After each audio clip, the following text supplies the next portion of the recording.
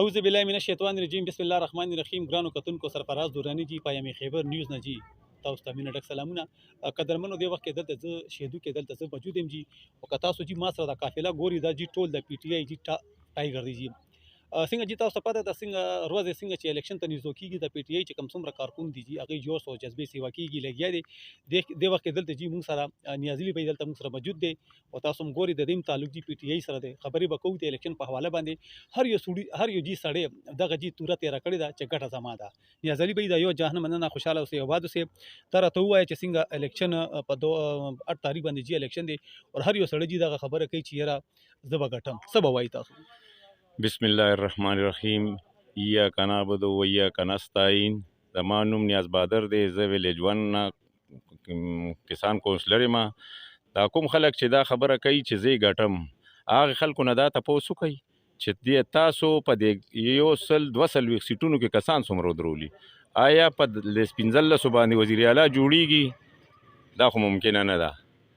او چې خوبونه ویني دي وزیر اعلی باغه جوړیږي چې چا غریبو ته صحت کارت ورکړي، فری ایجوکیشن یې ورکړی. دی خو دومره پورې وکړو، پی ډي ایم خاص کر دی غلو خو دومره وکړو چې قرآن پاک پرایمري پورې تجوید و هغه یې ختم کوي. موږ سره پیسې نشته، نو آیا انګلیش کتابونو ته شته، اردو ته شته، پښتو ته شته او د اسلامي کتاب ته نشته؟ ای ته خو ممکنه نه ده چې راشي. دا غریب خلک دی، د عمران خان واړي او عمران خان یو نظریه ده.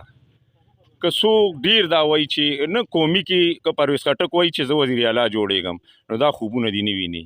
دا اول تاسو موږ ډیر شکریا ادا کوو. ان شاء الله موږ خپل حلقې ته په ایډوانس کې مبارکباد ورکوو چې ان شاء الله موږ الیکشن موږ به ګټلې دي.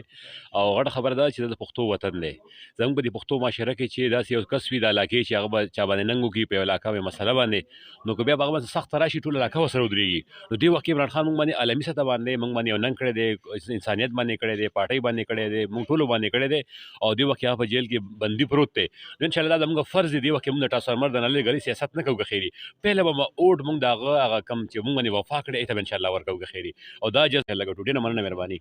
دې وخت کې پورا په پاکستان کې دغه یو منشور دی، دغه یو نعره شری لګیا دی چې ظلم کا بدلا ووټ سے لیں گے. سبب بسم الله الرحمن الرحیم. ان شاء الله دا پته خو بدای ته 8 فروری باندې ولګي. زه ډیر افسوس سره ویم چې زمونږ د خټکنامې نوم وشرمېدو او زمونږ د یو کس دوه داسې دي چې هغه یې د لاسه د هغې نه خو کم از کم د پنجاب جینکۍ هم ښې دي چې هغه نن فخر سره موږ دا وایو چې په یو تحریک کې پرتی دي او قرباني ورکوي. انشاءالله هغه قرباني به رنګ راړي او انشاءالله په 8 فروری به ماښام انشاءالله وختي دما د مس کلندر وي انشاءالله. نیازلی خان زه ستا د غیرت د پښتو ته سلام کوم. ماشاءالله ډېر ښایسته خبرې کوي او چې ماشاءالله قدرمنو تاسو ګوري چې څنګه تاسو ته سٹارټ کې ما دا خبرو کو د ټول د جی پی ټی آی ټایګر دلته موږ سره موجود دي. دغه خبره کوي چې په 2013 کې عمران خان خلکو خدمت کړی دی، په 2018 کې چې موږ د عوام خدمت کړی دی او په 2024 کې چې کم دی موږ عوام به خدمت کوو. چې کم سړی دا خوب ویني چې زه وزیر اعلی راځم، د دې دا خوب چې کم دی خوب به پاتې شي. زه یو ځل جی بیا د ټول مشرانو کشرانو ډېره شکریه ادا کوم. زه ستاسو جی ډېره مننه. خوشحاله اوسئ، آباد اوسئ.